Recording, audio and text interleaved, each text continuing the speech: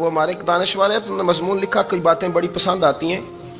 وہ کہتے ہیں کہ میری اہلیہ، ان کو بھی کسی نے نا مس گائیڈ کر دیا تھا، حالانکہ اچھی خاتون ہے، لیکن کسی نے مس گائیڈ کر دیا، تو وہ بھی سماجی اور ویلفیئر، اور یہ خواتین کو شوق ہوتا نا بننے کا، تو وہ بھی سماج کے اندر اچھا مقام تلاش کرنے کے موڈ میں آ گئی۔ تو کہیں ایک دن جانا تھا تو بڑی بن سنور کے میرے ساتھ وہ گاڑی میں بیٹھ گئی۔ تو میں گاڑی میں، عورتوں کو یہ بھی مسئلہ ہوتا ہے نا کہ ہماری تعریف کرو، تو کئی دفعہ بعض مردوں بیچاروں کو جھوٹ بولنا پڑتا ہے، تو زبردستی کراتی ہیں نا جی۔ تو اس میں گنجائش بھی دی ہے شریعت نے گنجائش دی ہے کہ کبھی بیوی کو راضی کرنے کے لیے خلاف واقعہ بات کرنی پڑے تو کر لینی چاہیے، تو وہ کراتی بھی ہیں۔ 3 موقع پر خلاف واقعہ بات کرنے کی اجازت ہے، یعنی واقعے کے خلاف بھی آپ بات کر سکتے ہیں۔ جنگ کے موقع پر 2 لوگوں کو صلح کرانے کے لیے اور بیوی کو راضی کرنے کے لیے کر لیں کوئی ایسی بات، بے شک اپنی طبیعت پہ جبر کر کے کر لیں، گنجائش ہے، اجازت ہے۔ تو وہ کہتے ہیں جب وہ گاڑی میں میرے ساتھ بیٹھی بن سنور کے، تو وہ تقاضا کرنے لگی کہ میں نے مطلب بڑے اچھے کپڑے پہنے ہیں پر آپ نے توجہ نہیں کرائی۔ وہ سیاںا بندہ تھا، وہ چاہ رہا تھا کہ میری خاتون سمجھ جائیں۔ وہ کہتے ہیں مجھے پتہ تھا کہ بیچاری مس گائیڈ ہو گئی ہے، دل کی بڑی اچھی ہے، سیاਣੀ ہے، لیکن اس کو نا کچھ خواتین نے، کچھ لوگوں نے مل کے اس کو ذہن غلط کر دیا ہے کہ سماج میں نکلو، باہر جاؤ، کام کرو، فلاں کرو، اپنی مرضی سے جیو۔ تو میرے ساتھ گاڑی میں بیٹھی کہیں جانے کے لیے، تو مجھ سے کہنے لگی کہ آپ نے میری طرف توجہ ہی نہیں کی، آپ نے کوئی ذکر ہی نہیں کیا کہ میں کیسی لگ رہی ہوں۔ تو وہ کہتے ہیں میں نے اسے کہا کہ اگر تو ناراض نہ ہو تو پھر میں صحیح والی تعریف کر دوں۔ تو اس نے کہا کہ آپ کر دیں۔ تو کہتے ہیں میں نے درد سے اور خلوص سے اپنی بیوی سے کہا، خلوص کے ساتھ میں نے کہا میں تو روز گھر ہوتا ہوں، روز شام کو گھر ہوتا ہوں، اگر تو میرے لیے تیار ہوتی تو میں تیری تعریف کرتا، لیکن آج تو باہر جانے کے لیے تیار ہوئی ہے، تو پھر ان سے تعریف کی امید رکھ جن کے لیے تو نے تیاری کی ہے۔ میرے لیے تیاری کرتی تو میں تو ہر شام تیرے پاس ہوتا ہوں۔ کہتے ہیں میرے لفظوں میں درد تھا تو وہ بھی رو پڑی، اور کہنے لگی آپ گاڑی روک دیں، مجھے باہر جا کے کسی کو راضی نہیں کرنا، میں نے اسے راضی کرنا ہے جس کو رب کریم نے میرا شوہر بنایا ہے اور میرے لیے منتخب کیا ہے میرے ماں باپ کو، میں واپس لوٹتی ہوں۔ یہ ایک پہلو ہے سلگتا ہوا، اس کو سمجھا جائے۔ عورت کو ویسے بھی قابو کرنا بڑا آسان ہوتا ہے۔ اعلیٰ حضرت بریلوی رحمۃ اللہ علیہ فرماتے ہیں بیٹیاں نازک شیشیاں ہوتی ہیں، ان کو تو ذرا سی چوٹ لگے تو ٹوٹ جاتی ہیں۔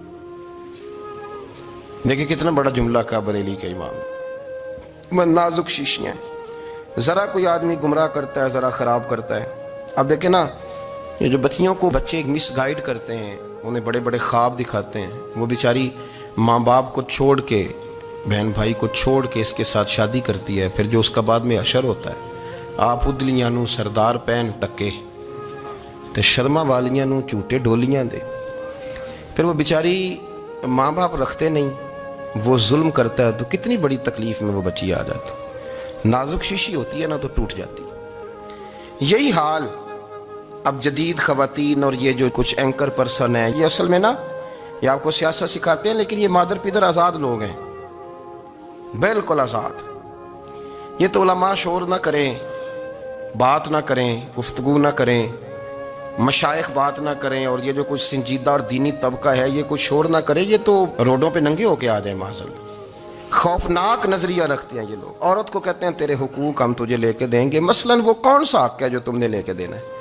میرے نبی کریم صلی اللہ علیہ وسلم نے اس کو بیٹی بھی بنایا ہے، اس کو بہن بھی بنایا ہے، اس کو ماں بھی بنایا ہے، اسے بیوی کا عالی شان رتبہ بھی عطا فرمایا ہے۔ اور چونکہ بیٹی کا بھی حق بڑا بیان کیا جاتا ہے، بہن کا بھی، ماں کا بھی، اور بیوی کے معاملے میں لوگ سمجھتے ہیں کہ زیادہ بات نہیں کرنی چاہیے، شاید مسئلہ خراب ہو جائے۔ حالانکہ نبی پاک صلی اللہ تعالیٰ علیہ وسلم نے بیوی کے بارے میں پتہ کیا فرمایا؟ فرمایا جب تم نکاح کر لیتے ہو تو اپنا ایمان محفوظ کر لیتے ہو۔ اب میں اس کی شرح نہیں کرتا، آپ خود کر لیجئے گا کہ وہ ایک ایسی شخصیت ہوتی ہے کہ جس کی موجودگی میں آپ کا ایمان محفوظ ہے۔ اب میں نہیں سمجھتا کہ اس سے بڑی بات کوئی اور ہو سکتی ہے، جس کی موجودگی میں آپ کا ایمان، اور بھائی یہ حدیث پاک عرض کر رہا ہوں، نکاح جب کوئی کر لے تو اس نے اپنا ایمان مکمل کر لیا۔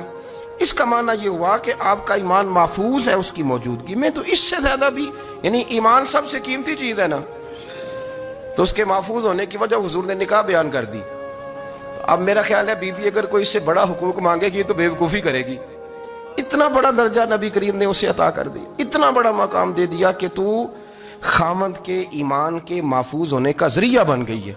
عورت کو جو حقوق رسول کریم صلی اللہ تعالی علیہ وسلم نے عطا فرمائے، نبی پاک نے جو حقوق دیے، دیکھیں نا، حضرت عبداللہ ابن عمر رضی اللہ تعالیٰ عنہ کی اہلیہ بیمار تھی، تو جلدی جلدی سے وہ آئے، تو جب بہت جلدی ہو، سفر بڑا شدید تھا، تو آپ نے جلدی سے نماز ادا کی، جلدی سے چلے۔ آپ کے خادم کہنے لگے حضور خیریت ہے؟ فرمایا میری بیوی بیمار ہے۔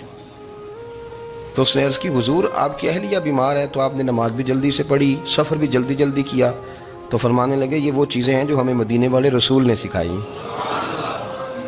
آپ اس کیفیات کو سمجھیں کہ حضور صلی اللہ علیہ وسلم نے درس دیا۔ اور پھر ایک اور بہت بڑی بات، یہ فضیلت کسی اور کو نہیں دی، جو عورت کو حضور نے فضیلت دی، یہ فضیلت کسی اور کو نہیں دی۔ کبھی حضور نے فرمایا کہ تمہارا ابا تمہارے ساتھ بہت سخت رویہ کرے تو تم نے اس کو اس سختی پر داد دینی ہے؟ فرمایا چلو اگر وہ زیادتی بھی کرے تو تم نے اس کے ساتھ سلوک اچھا ہی کرنا ہے۔ لیکن آپ ایک بات کو سمجھے نا کہ بچے کے بارے میں، بیٹے کے بارے میں، بیٹی کے بارے میں فرمایا 10 سال کے ہو کے نماز نہ پڑھیں تو سختی کرو، تمہارا ڈنڈا بھی لٹکنا چاہیے۔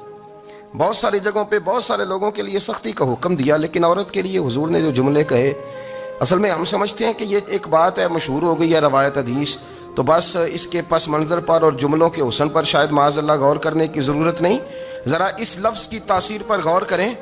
حضور نے فرمایا عورت ٹیڑھی پسلی سے پیدا کی گئی ہے، یہ ٹیڑھی ہے، کو سیدھا کرنے کی کوشش کرو گے تو ٹوٹ جائے گی۔ تو حضور پھر ہمارے لیے حکم کیا ہے؟ فرمایا جیسی ہے تم اسی کے ساتھ نبھا کرو۔ آپ سمجھیں کہ اتنا محفوظ حضور نے درجہ دے دیا بی بی کو، اتنا محفوظ کہ فرمایا غلطی بھی ہو تو میرے غلاموں تم اس کے ساتھ نبھا کرو، گزارا کر لو۔ کو کیا اور حق چاہیے عورت کو، جس کو اس کی غلطیوں سمیت نبی پاک نے قبول کرنے کا حکم دے دیا کہ اس کی کمزوریوں سمیت قبول کر لو۔ اب اس کو اور کیا، کوئی کمزوریوں سمیت قبول کرتا ہے؟ کبھی آپ دکان پہ بیٹھے ہو تو آپ کہیں بھی اس میں یہ بھی غلطی، میرے مال میں یہ بھی کمزوری ہے، یہ بھی کمزوری ہے، یہ بھی کمزوری ہے، تو کر لے قبول؟ کرتا ہے کوئی؟ کوئی شخص ایسا ہو جو کسی چیز کی کمزوریاں بیان کر کے کہیں سے قبول کرو؟ پر رسول کریم صلی اللہ تعالی علیہ وسلم نے نا ہمیں سبق دیا، حضور نے ہمیں درس دیا، نبی پاک نے ہمیں پیغام دیا۔ فرمایا یہ ٹیڑھی ہے، سیدھی کرنے کی کوشش کرو گے تو بیچاری ٹوٹ جائے گی، تو اس کے ساتھ نبھا کر جاؤ۔ آپ میری بات کو سمجھیے گا۔ چلیں میں اس پر ایک اور بخاری مسلم کی حدیث پڑھتا ہوں۔ حضرت سلمان فارسی رضی اللہ تعالیٰ عنہ اور حضرت ابو دردہ کے درمیان بھائی چارہ تھا۔ مکے سے مدینے جب لوگ آئے تو حضور نے بھائی بھائی بنایا تھا، ان کے درمیان بھائی چارہ تھا، تو ابھی پردے کی آیات نازل نہیں ہوئی تھیں، تو لوگ ایک دوسرے کی طرف جاتے تھے۔ حضرت سلمان فارسی رضی اللہ تعالیٰ عنہ حضرت ابو دردہ رضی اللہ تعالیٰ عنہ کے گھر میں تشریف لے گئے تو دیکھا کہ ان کی بیوی بڑی غمگین بیٹھی ہیں۔ تو ہم نے فرمایا بہن کیا ہوا؟ تو کہنے لگی تمہارے بھائی کو دلچسپی کوئی نہیں رہی، ہر روز روزہ رکھ لیتا ہے اور ساری ساری رات نفل پڑھتا ہے۔ حضرت سلمان فارسی کہنے لگے ٹھیک ہے کر لیتے ہیں بندوبست۔ نماز دین ہے کہ نہیں؟ دین ہے نا یہ چیزیں۔ لیکن حضرت سلمان فارسی جناب ابو دردہ سے کہنے لگے آج میں نے تیرے گھر میں رہنا رات کو، کیونکہ وہ تو ساری رات نماز پڑھتے تھے، نفل پڑھتے تھے۔ انہوں نے کہا ٹھیک ہے، ایک بستر لا کے بچھا دیا حضرت سلمان فارسی کے لیے۔ سلمان فارسی فرمانے لگے دوسرا بھی لا۔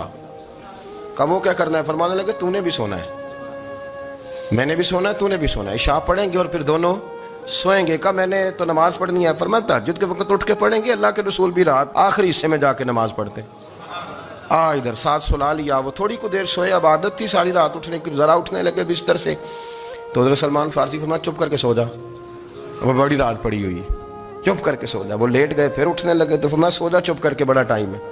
سحری کے وقت اٹھے، نفل پڑھے، ان کا ارادہ تھا روزہ رکھنے کا، تو فرمانے لگے کل رکھا تھا نا نفلی روزہ، جی رکھا تھا، پرسوں بھی رکھا تھا، ترسوں بھی رکھا تھا، فرمایا آج نہیں رکھنا، آج میں تیرا مہمان ہوں، سارا دن کٹھے مل کے روٹیاں کھائیں گے، آج نہیں روزہ رکھنا، سلا دیا۔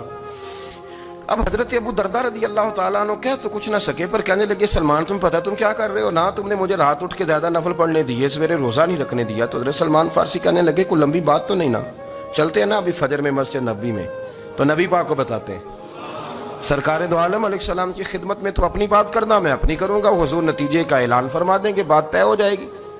حاضر خدمت ہوئے، عرض کی یا رسول اللہ صلی اللہ تعالی علیہ وسلم یہ ساری رات نفل پڑھتے ہیں، ہر روز روزہ رکھتے ہیں، ان کی اہلیہ غمگین بیٹھی ہیں، حکم فرمائے۔ تو نبی پاک صلی اللہ علیہ وسلم نے فرمایا پھر ہوا کیا؟ یا رسول اللہ میں نے رات سلایا ہے، سحری میں اٹھایا ہے، سویرے روزہ نہیں رکھنے دیا۔ نبی پاک نے فرمایا سلمان فارسی نے ٹھیک کیا ہے، سلمان فارسی نے ٹھیک کیا. پھر حضور نے فرمایا, نبی کریم نے فرمایا, ابو درداء تیرے اوپر اگر اللہ کا حق ہے, اس کے رسول کا حق ہے, دین کا حق ہے, تو فرمایا تیری آنکھ کا بھی تیرے اوپر حق ہے, تیرے وجود کا بھی تیرے اوپر حق ہے. یہ حضور نے فرمایا. تیرے بچوں کا بھی تیرے اوپر حق ہے, تیری بیوی کا بھی تیرے اوپر حق. اس حق کو بھی سمجھے. حقوق اللہ بھی ہیں, پر تیری آنکھ کا بھی تیرے اوپر. کیا مانا کہ تیری آنکھ سونا چاہتی ہے تو اسے سلا بھی. تیرے وجود کا بھی تیرے اوپر حق ہے, تو تیرا وجود آرام کرنا چاہتا ہے تو اسے آرام بھی کرا. اور پھر وہاں نبی پاک صلی اللہ علیہ وسلم نے فرمایا, میں تم سب سننا یہ لفظ حدیث کے, حضور نے اسی موقع پر فرمایا, میں تم سب سے زیادہ اپنے رب کو جانتا ہوں اور میں تم سب سے بڑھ کر اپنے رب سے ڈرتا ہوں. حضور فرمانے لگے, میں روزہ بھی رکھتا ہوں, افطار بھی کرتا ہوں, یعنی کبھی رکھتا ہوں اور کبھی نہیں رکھتا. فرمایا میں نفل بھی پڑھتا ہوں اور اپنی بیویوں کو وقت بھی دیتا ہوں. سرکار مسجد میں بھی آتے تھے, نواسوں کے ساتھ کھیلا بھی کرتے, ان کے ساتھ پیار بھی کرتے. تو اتنے بڑے حقوق حضور نے بیان فرمائے عورتوں کے کہ تمہاری بیوی کا بھی تمہارے اوپر. لو ایک حدیث بخاری کی اور یہاں بیان کر دیتا ہوں. ایک شخص نے آ کے عرض کی, یا رسول اللہ صلی اللہ تعالی علیہ وسلم, جہاد کے لیے تیاری ہو گئی ہے, صفیں بن رہی ہیں, مجاہدین کی تیاری ہے, تو میرا بھی نام لکھ دیا گیا ہے مجاہدوں کی لسٹ میں, لیکن یا رسول اللہ صلی اللہ تعالی علیہ وسلم میری بیوی نے حج کی تیاری کر لی ہے اور میرے دوستوں نے, صحابہ نے میرا نام مجاہدین کی لسٹ میں لکھ دیا, تو میرے لیے کیا حکم ہے؟ یہ بخاری مسلم ہے. تو نبی پاک صلی اللہ تعالی علیہ وسلم نے فرمایا, جہاد پہ کوئی اور چلا جائے گا تو بیوی کے ساتھ حج کرنے جا, اسے محرم کی ضرورت ہے, وہ تیرے بغیر کیسے جائے گی؟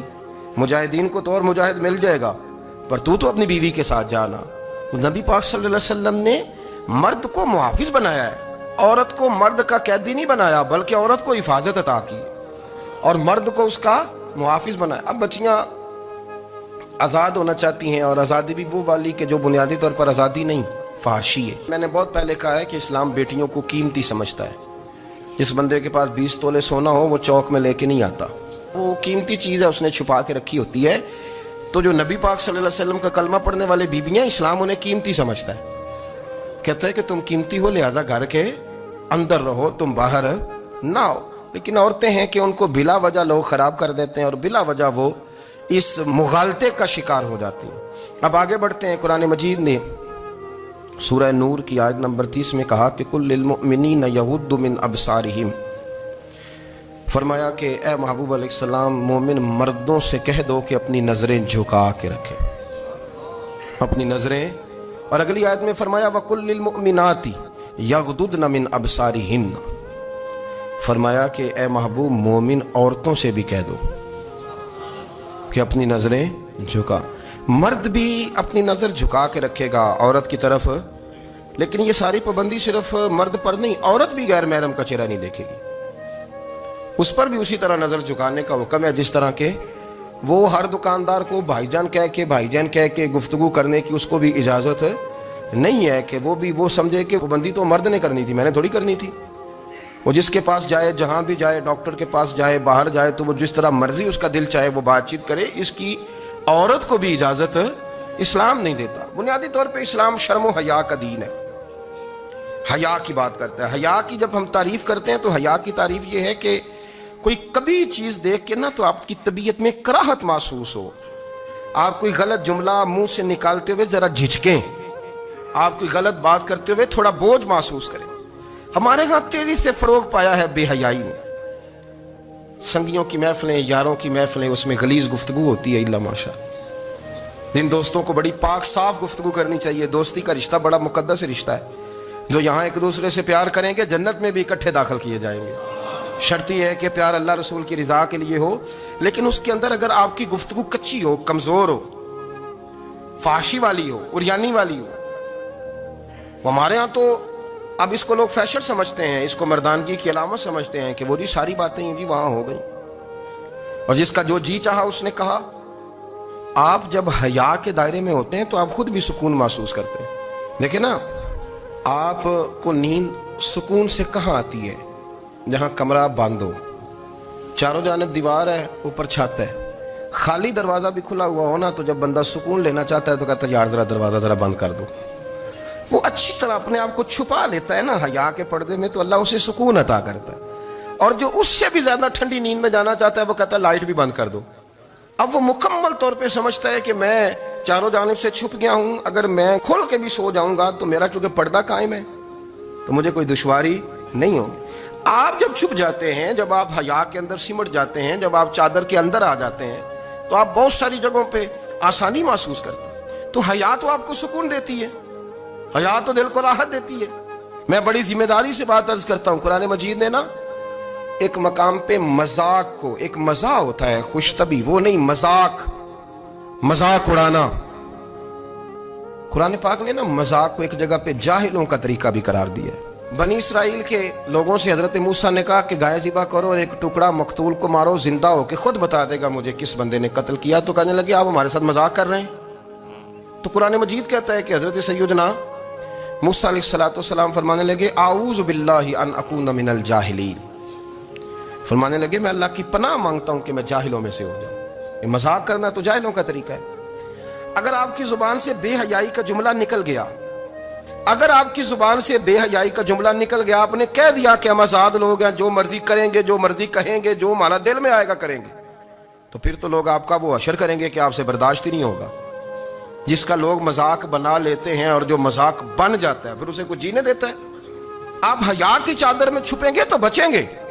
اگر آپ نے اپنا مذاق بنوا لیا یہ کہہ کے کہ میں نے مرضی کرنی ہے، پھر یاد رکھنا چھپنے کو جگہ نہیں ملے گی۔